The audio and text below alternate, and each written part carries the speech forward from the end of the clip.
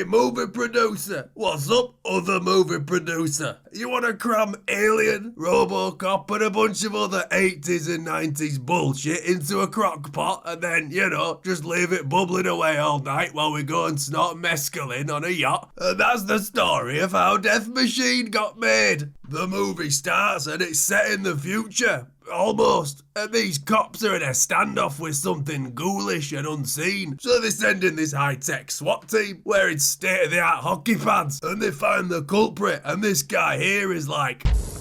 There he is. The ultimate soldier. Alright, yeah. If we ever get invaded by plasterboard walls, America's saved. Okay. And then just opening credits, I suppose. Oh, the rest of the film is this confusing. Anyway, they bag up the perfect soldier, and this cop is like, I have no questions whatsoever. And then this guy's like, no, you go telling nobody about the perfect soldier, you hear me? Anyway, it turns out Chunk Industries, are making super weapons, and the hippies are happy about it, because they'll just make friends with the plasterboard walls when we get invaded. And this journalist is like, are you aware that you gotta tell the public if you go making any super soldiers? Of course she's aware. Shank is a responsible corporation with a clear world vision.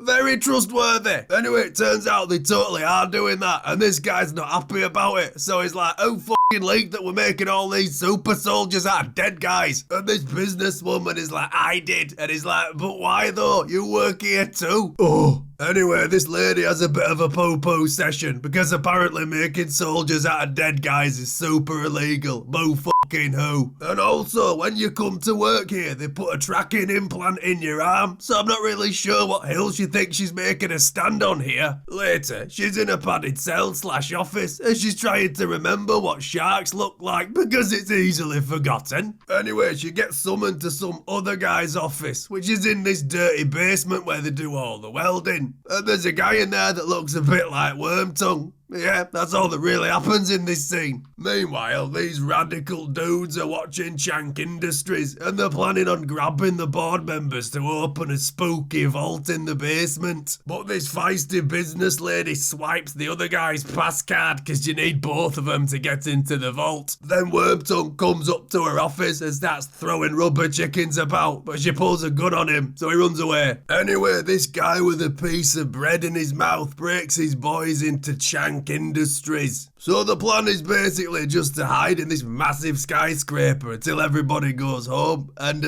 just to hope that the two people with the pass cards they need don't also go home as well so they can grab them. Meanwhile, this guy is like, we gotta do something about business lady. She keeps trying to tell everybody that we're scrambling guys' brains and then turning them into monster men. But that's exactly what we are doing though. And then Wormtongue walks in and is like, oh, check it out. I built this robot that kills people, But why though? Why does anyone do anything? Anyway, they find that guy's dead body. Jeez, where are the cleaners? Oh yeah, a man's been skinned alive. Now's the perfect time for a snarky one-liner. So the business lady deletes Wormtongue's access to all the computers and then locks the monster back in Vault 10. So yeah, he smashes the fuck out of everything, including the remote control he needs to control the murder robot. And he's about to shoot her in the head, but these radical dudes intervene. And they're kind of like a cross between the bad guys from Die Hard, the good guys from Aliens, and a little bit of Point Break sprinkled in. But not good like any of those things. So they tie him up and then do the Thunderdome gag where he's got like 9 million guns on him, but with a rubber chicken thrown in. And they're like, give us the access code to the vault. No. Oh, well, I guess we're defeated then. But then the crazy guy is like, oh, don't worry, I know a shortcut through this vault where they keep all the money. Oh, well, okay then. What's in that vault though? Just mop handles and stuff. Anyway, it turns out he's got a backup remote, and the murder robot attacks him and bites this gas canister, which throws this mannequin out of the vault. But that explosion propelled him to safety. It didn't remove his skin or shatter his bones. And his buddy's like, what do we do? It's like we're an alien, but it's complete dog shit. So yeah, they just do this for a bit. Fuck you, God! You are on! You fucking alien! You are on! Then he's like, right, the murder bot is fully on the loose now, but I'll let you all go if the business lady sucks me knob. Which, I mean, if the alternative was getting sliced up into turkey mince, I'd have probably taken that offer. So they all team up and try to escape from Chank Industries, and the business lady is like, look, if we set off the fire alarms, it'll bring all the metal shutters down. So yeah, I guess the plan now is to trap the monster with a bit of sheet metal, when earlier we saw it flatten concrete walls like your neighbour's fence when you just feel like taking a shortcut. Also, it turns out these guys are some Greenpeace hippie bullshit, so all the guns they've brought have blanks in them because they don't want to hurt anyone. So anyway, they set off the military-grade explosives they brought with them to trigger the fire alarm.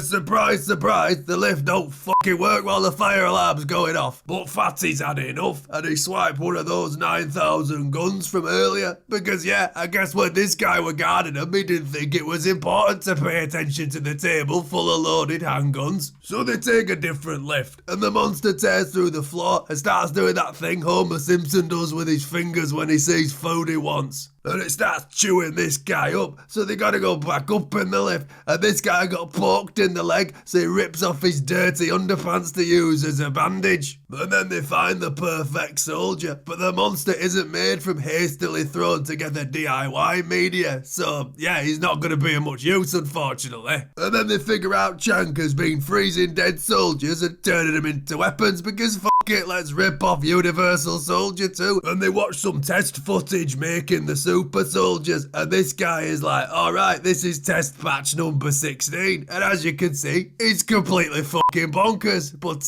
you know, this guy was dead this morning, there's definitely something we could sell here. So yeah, they call the police, and he's like, yeah, there's a murder robot doing murders, you wanna come help? Nah, not really. Then they're like, how's the monster tracking us? Oh, it might be this fucking tracker in my arm. So yeah, she cuts it out and then they bandage her up with more filthy underpants. Then he just randomly tells them that the monster can track them based on how afraid they are. So he's like, yeah, you think maybe you could look at some scary pictures or something? Maybe an old black and white photograph of a guy with a weird shaped head, I don't know. So then she's like, suit me up, but then she puts this guy into the perfect soldier suit that sends you bonkers instead. And he's like, is this shit reversible? Oh yeah, we'll save your memories to a disc. That's not how brains work. And then he's like, I'll be back.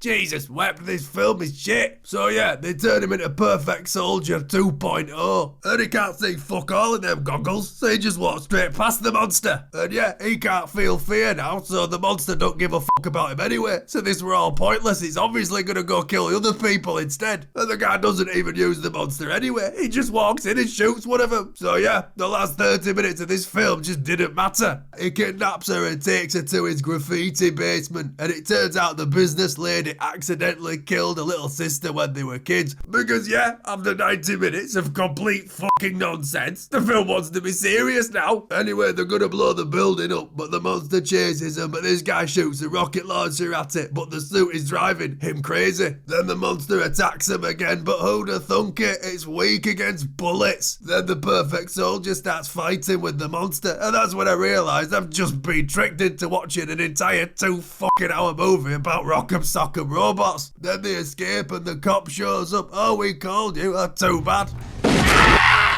So it fucking chases him some more, but they lock the monster in this vault with the crazy guy, and presumably it kills him. We don't get to see that, we just get a close-up at the door. I miss my dog's fucking birthday and sit and watch this piece of shit. Hey, listen, if you're like me, then you don't got a lot going on and nobody likes the way your face looks. So, you know, like and subscribe and, well, I mean, you'll still have those problems, but yeah, just fucking do it.